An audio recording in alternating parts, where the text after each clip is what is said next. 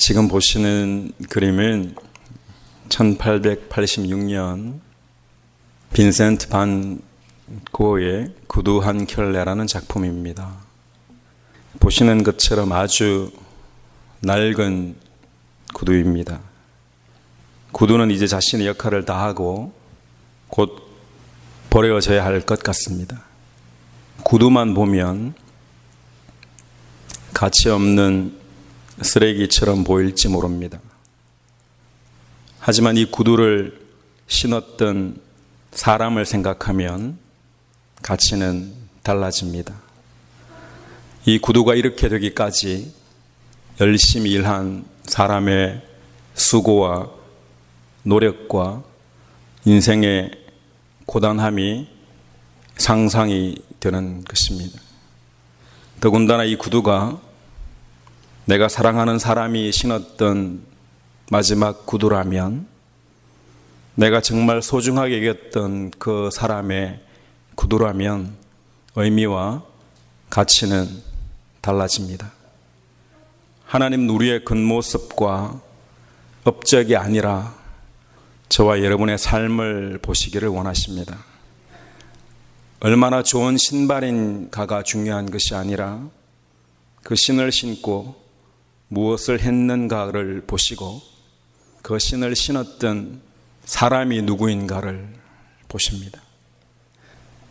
언젠가 때가 되면 저와 여러분의 육신도 낡은 구두처럼 가치가 없는 것으로 여겨질 때가 옵니다. 우리의 호흡이 끊어지는 그 순간 우리 육신은 더 이상 아무런 가치가 없는 것처럼 보여집니다. 실제 흙과 같이 되고 나무처럼 됩니다. 하지만 하나님은 흙과 같은 우리를 아무 가치 없다고 하지 않으시고 우리를 귀하다고 하시고 우리를 존귀하다고 하십니다. 그 하나님 영광의 부활로 우리를 창조해 주실 줄로 믿습니다. 사도 바울이 다음과 같이 고백합니다. 그러므로 우리는 낙심하지 않습니다. 우리의 겉사람은 낡아가나 우리의 속사람은 날로 새로워집니다. 여러분의 속사람이 새로워지기를 주님의 이름으로 간절히 축원합니다. 여러분이 처한 상황이 어떠한 상황이든지 하나님은 저와 여러분이 처한 상황을 보시고 우리의 삶을 위로하시고 우리를 떠나지 않으시고 우리와 함께 하시기를 원하십니다. 요즘 한국의 젊은이들 가운데 이생망이라는 말이 있습니다. 이번 생은 망했다는 말의 줄임말입니다. 스스로가 망했다고 생각하는 거죠. 이유가 무엇인가 하면 자신이 원하는 학교에 진학하지 못해서, 자신이 원하는 직장에 아무리 도전을 해도 취업이 되지 않아서, 자신이 원하는 재물을 가지지 못해서, 아니면 자신이 원하는 배우자와 가정을 이루지 못해서 그래서 망했다고 생각한다는 거죠. 누구는 태어나면서부터 다 가지고 태어나는 그런 사람이 있는데 반면 자신을 돌아보니 그렇지가 않은 거죠. 새벽부터 밤까지 정말 열심히 일을 해도 누구처럼 가질 수 없는 그런 상대적 박탈감, 그 속에 우리는 살아가는 것이 현실입니다. 안타깝지만 젊은이들 입에서 망했다는 말을 하는 거죠. 소망이 없다, 끝이다라는 의미입니다. 그런데 성경을 자세히 보면 하나님은 그 어떤 순간에도 망했다고 하지 않으시고 소망이 있다고 하시고 길이 있다고 하십니다. 하나님의 음성이 들려지기를 축복합니다. 하나님이 함께 하시면 소망이 있고 하나님이 함께 하시면 길이 있는 것입니다. 혹시 여러분도 자신의 인생을 두고는 망한 것 같다고 하시거나 아니면 이런 비슷한 말을 하신 적이 있으시다면 그 아픈 마음을 우리 주님께서 위로하시고 치유해 주시기를 원합니다. 나는 망했어. 그렇게 말하는 동안 하나님 얼마나 아파하신다는 것을 우리는 알아야 합니다. 우리가 믿는 하나님은 우리의 아버지 되시는 줄 믿으시기 바랍니다. 여러분, 성경에 보면 정말 열심히 살았는데 근데 망한 것처럼 보이는 사람의 이야기가 나옵니다. 우리가 잘 알고 있는 야곱입니다. 한날 한시에 태어났습니다. 심지어 얼마나 갈급했던지 형의 발목을 붙잡고 태어납니다. 어떻게 보면 엄마 뱃속에서부터 열심히 노력했다는 거죠. 그런데 형은 먼저 태어났다는 이유만으로 축복권을 가졌지만 자신은 아무것도 없더라는 겁니다. 세상이 불공평하다고 여겼을 것입니다. 형은 되고 자신은 안 된다고만 생각한 거죠. 그런 야곱의 문제는 여기에 있습니다. 야곱은 자신의 인생을 보지 못하고 형이 가지고 있는 것에만 집중했던 거죠. 지금 자신이 가지고 있는 인생은 돌아보지 않고 남의 것만을 보게 된 것입니다. 축복의 의미를 오해한 거죠. 야곱의 눈에는 아무것도 보이지 않고 오직 형이 가지고 있는 그것을 빼앗아야겠다는 생각만 하게 됩니다. 오늘날 이야기하면 이런 거죠. 내가 없는 저 돈만 있으면, 내가 없는 저 학위만 있으면, 내가 없는 저 건강만 있으면, 내가 없는 저 외모만 있으면, 내가 없는 저 여자만 있으면, 내가 없는 저 남자만 있으면, 내가 없는 그것만 있으면 나는 행복해질 거야. 그렇게 착각하더라는 겁니다. 내 인생은 보이지 않고 다른 사람이 가지고 있는 것에만 꽂히게 되는 거죠. 야곱은 축복권만 있으면 인생이 행복해질 거라고 생각했습니다. 그래서 아버지를 속이고 형을 속이는 죄를 짓게 됩니다. 그런데 그토록 가지고 싶었던 축복권을 가지는 순간 어떻게 됩니까? 정말 행복해졌습니까? 아니죠. 그토록 바라던 것을 가졌는데 가장 가까운 가족이 원수가 되어 자신을 죽이겠다고 합니다. 야곱은 결국 도망자가 되고 빈털터리가 되고 노숙자가 되었습니다. 망한 거죠. 그것만 가지면 다 될 줄 알았는데 막상 가지고 보니 아무것도 아니더라는 것입니다. 축복을 오해한 것입니다. 축복권을 오해한 거죠. 어떤 정서와 같은 거라고 오해한 것입니다. 구원의 복도 이런 것이라고 오해하는 사람들이 있습니다. 이런 복이 오히려 화가 되어 눈물을 흘리며 고향을 등지고 도망쳐 나옵니다. 짐을 챙길 여유조차 없었습니다. 그리고 이제는 한 번도 가보지 않은 그 길을 혼자서 가야 했습니다. 야곱은 고향을 등지고 나오는 순간 별별 생각이 다 들었을 것입니다. 내가 왜 그랬을까? 나는 망한 거 아닌가? 그냥 죽어버릴까? 그날 밤 지쳐서는 돌을 베고 길가에서 잠을 자게 됩니다. 그때 하나님이 나타나셔서 말씀하시는 거죠. 내가 너와 함께 있어. 내가 어디로 가든지 너를 지키며 너를 이 땅으로 돌아오게 할지라. 내가 내게 허락한 것을 다 이루기까지 너를 떠나지 아니하리라. 망했다고 생각한 그 순간에 하나님이 야곱에게 말씀하셨습니다.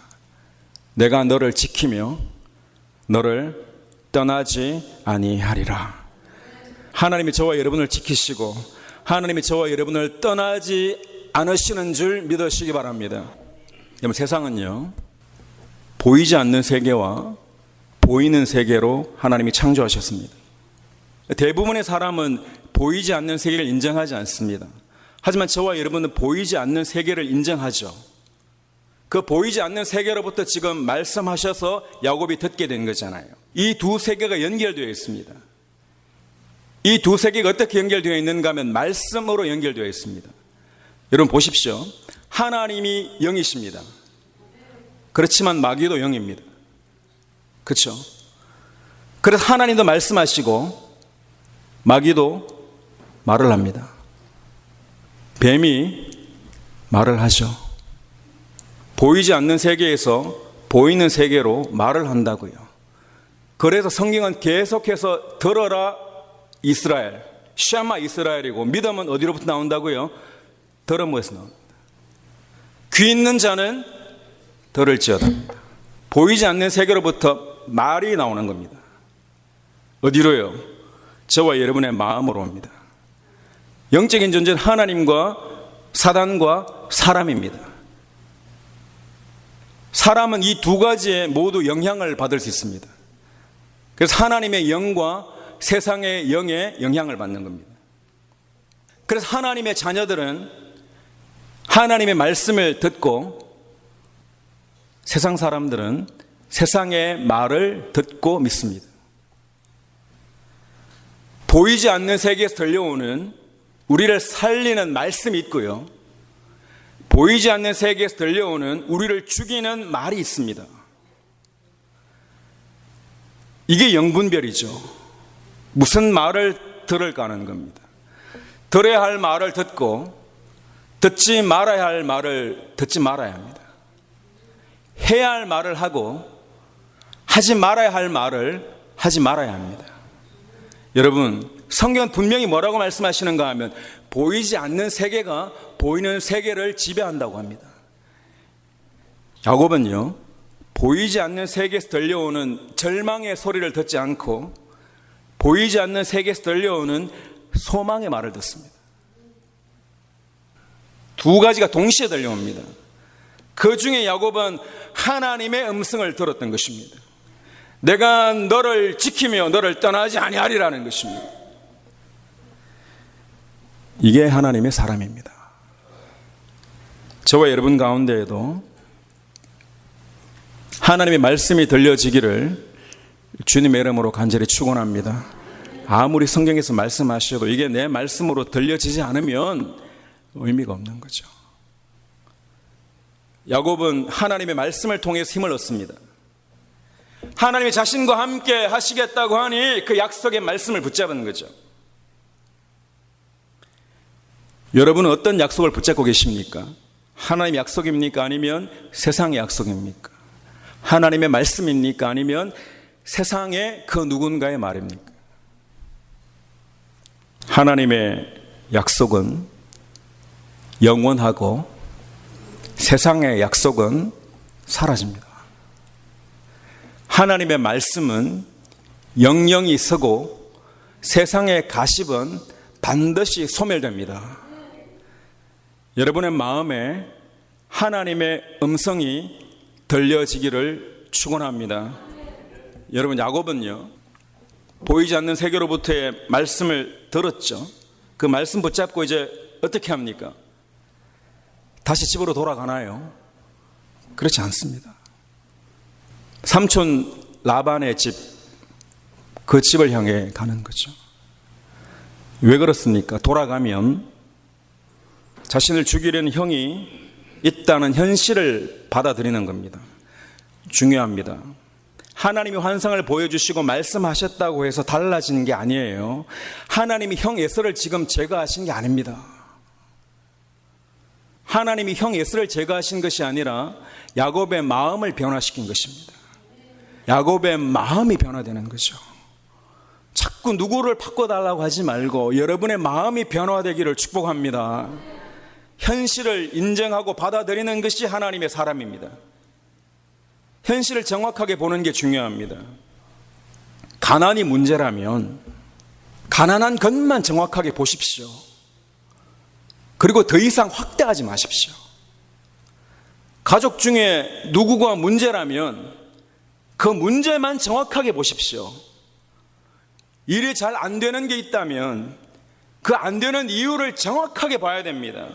현실을 있는 그대로 정확하게 보고 받아들이는 것부터 시작됩니다. 문제는 별것도 아닌데 그 입에 뭘 달고 사는가 하면 결국 죽겠다고 이야기하는 사람이 있습니다.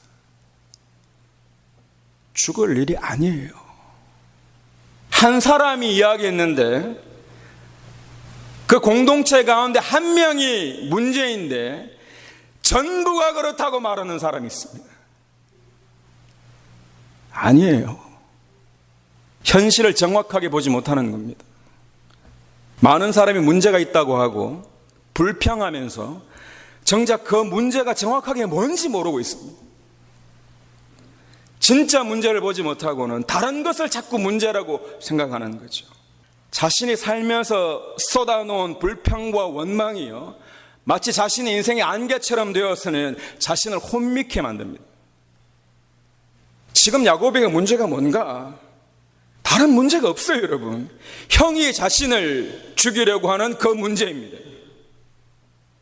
하나님의 손에 맡기니 20년 후에 다시 화해가 되어지는 거잖아요. 현실을 정확하게 보기 시작하면 달라집니다.